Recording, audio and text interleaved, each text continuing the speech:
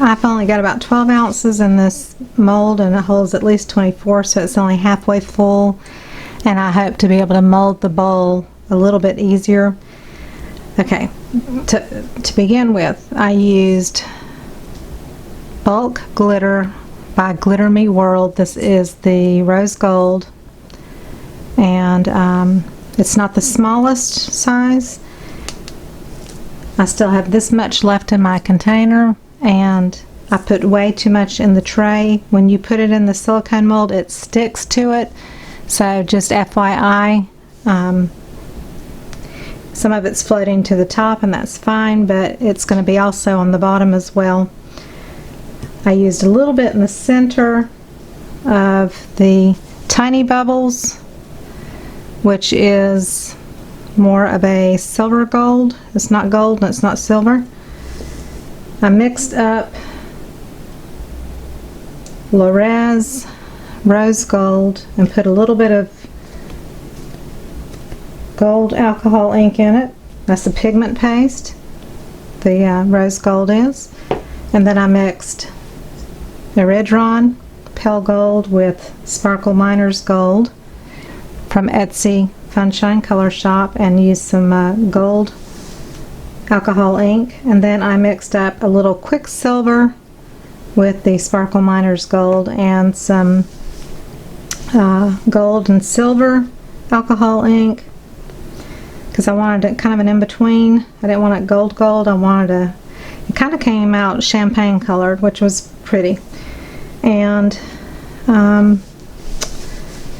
the white was Cast and Craft white with white alcohol ink, and Sparkle White by Etsy Funshine Color Shop. The Quicksilver is also from Funshine Color Shop.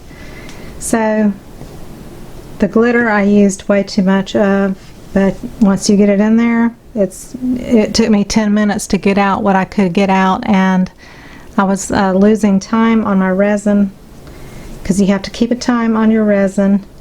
And this right here took me 43 minutes after mixing, so that's almost 50 minutes from the beginning of the mixing time, and that's kind of pushing your limit.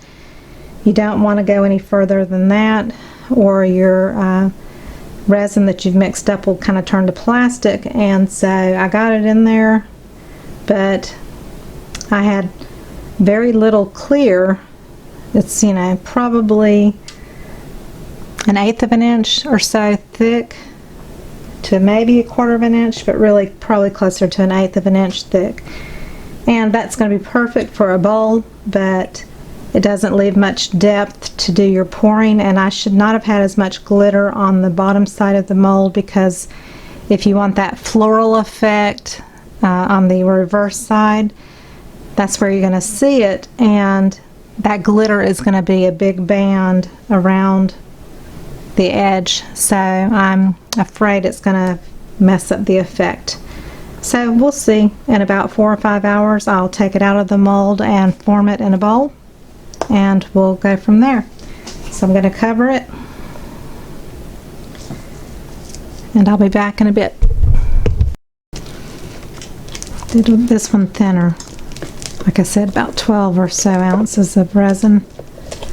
That way it's a little bit more flexible.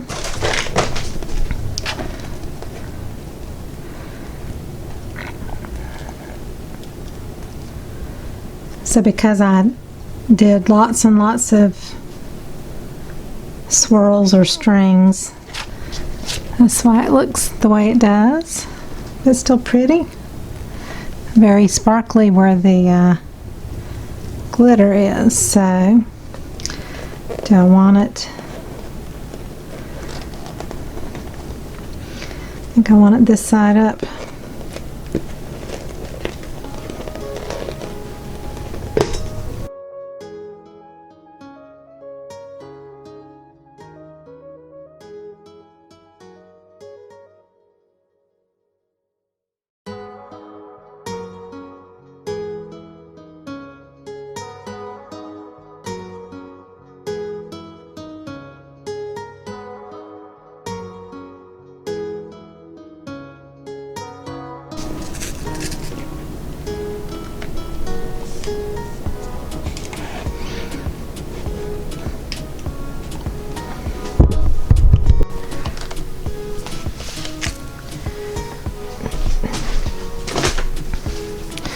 The reason I put a silicone coaster under this bottle is because there's lines and indentations, and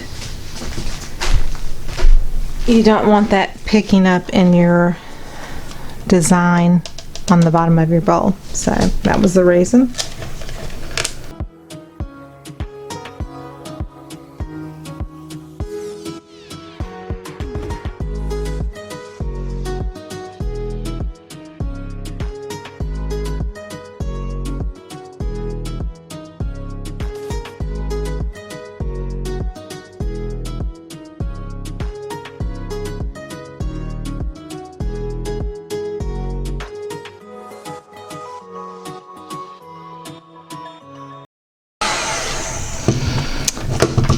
Whew, okay, I almost made the curves too tight around the bowl.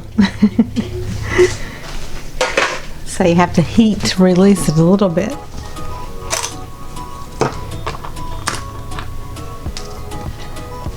So here it is. And then you got the wavy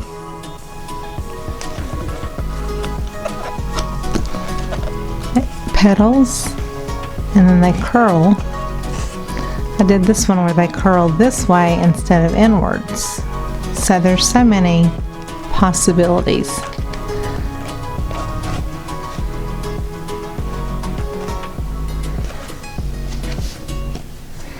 And again, I made this one much thinner than the last one I made. I used probably half the resin, and it's still, you see how thick it is.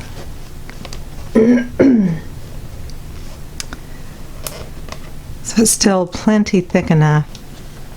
Yeah, it's pretty. I could have used a third of the glitter or even less. I went overboard on that. That way it would have just been the edges and not into the design as much. But you know, I have a tendency to go overboard on the glitter stuff, and yeah, it is what it is. But there's the bottom side.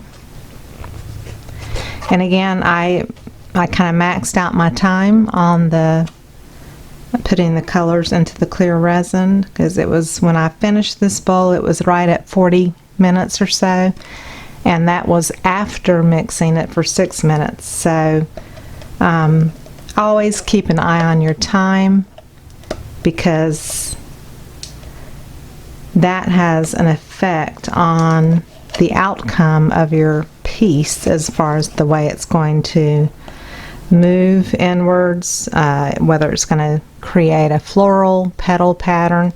Again, my resin was pretty thin, but I did a lot of little continual drizzles, so that gives it more of a streaked kind of effect.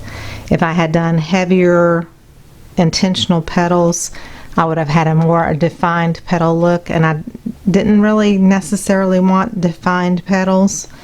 I might would have wanted a little something different from this, but I still love it and am pleased with it. It's kind of a neutral piece, and I like the rose gold with the gold accents. It turned out lovely. So yeah, hope you enjoyed it. I hope you learned something, and I will show you pictures outside as I always do, and I'll see you on the next video. Take care. Bye bye.